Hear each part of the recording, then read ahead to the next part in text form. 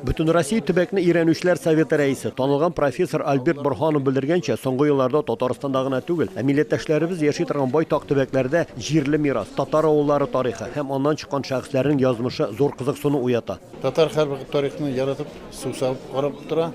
Безгә инде бер генә күзне әйтеп куйсаң, менә татарның нигә татар тарихны ярата? Беренчедән без дәүләтле халык.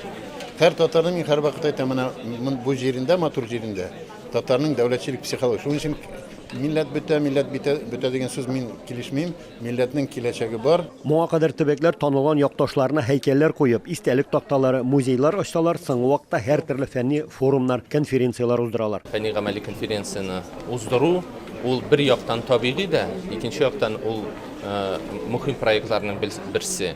Чөнки әлбәттә төрле мәдәни чаралар белән бер рәттән менә безнең бөек шәхесләребезнең, галимнәребезнең фәнни мирасын өйрәнү һәм аны яшь буынга җиткерү бүгенге көндә бик мөһим. Бүгенге чарага Мәскәүдән галимнең кызы, тарихчы Айша Тенишева да кайткан. Ни кызганыч, бүген Пензада алар гаиләсе яшәгән йорт сакланмаган, рәсеме генә калган. Было бы возможно идеально восстановить дом на этом месте.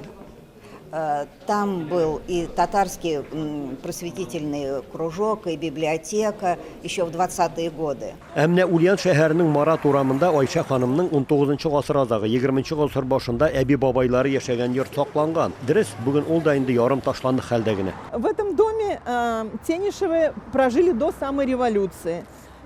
Здесь жила уже теперь очень большая семья Рахима Тенишева. Рахим Тенишев как раз и является отцом Итхяма Рахимовича Тенишева. У них было 8 детей, они жили в нем.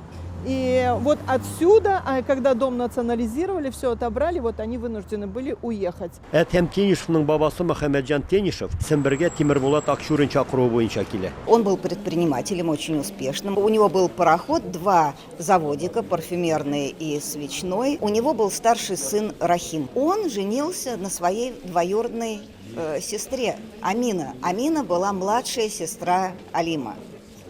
Вот такая очень интересная семейная история. Тенишевларның Башкортстандагы тормышы һәм Әдһәм ага хакында конференциядә аның укучысы, Уфа галиме профессор Юлай Псянчин чыгыш ясады. Ул үзенең укучылары белән аралашканда, уларга ярдәм күрсәткән, бер кысында өгет насихат укыманы, үзен югары тотманы.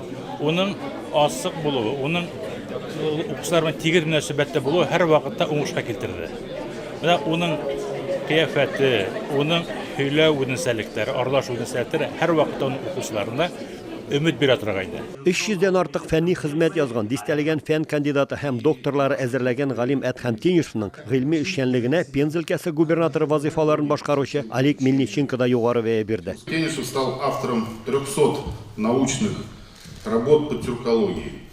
Это огромный труд написать 300 работ. Это знают только ученые-исследователи, чего это стоит. Конференциянең секция утырышларында Пенза якларында туып үскән башка тарихи шәхесләр һәм әлеге төбәк тарихы турында да байтак кына чыгыш ясаучылар булды. Мисал өчен, Казаннан килгән Флюра Даминованың татар канадысы авылыннан чыккан язучы Гадел Кутуй турында яңа мәгълүматлар белән баетылган доклады күпләрне кызыксындыргандыр. Милли музей фондларында аның әйберләре саклана. Анда әлбәттә инде өйрәнергә күп әйберләр бар. Аның шул исәптән кулъязмасы, Рөстәм маҗаралары дигән әйберләре һәм башка әйберләрен кергән. Бүгенге конференцияны оештырган Пенза өлкәсенең татар автономиясе алдағы елларда данлыклы якташлары Әдһәм Тенишевның исемен мәңгеләштерү буенча эш планы да әзерләнгән. У нас есть предварительная договоренность с региональной властью присвоить одну из улиц Пензенского района в городе Спутник имя Эдгама Рахимовича Тенишева.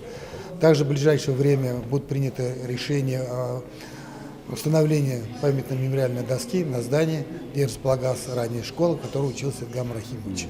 И принимаются меры по восстановлению усадьбы Тенишев, что очень важно для Татарского края. Пенза һәм Ульяновск өлкәләреннән Рамис Сафин, татарлар.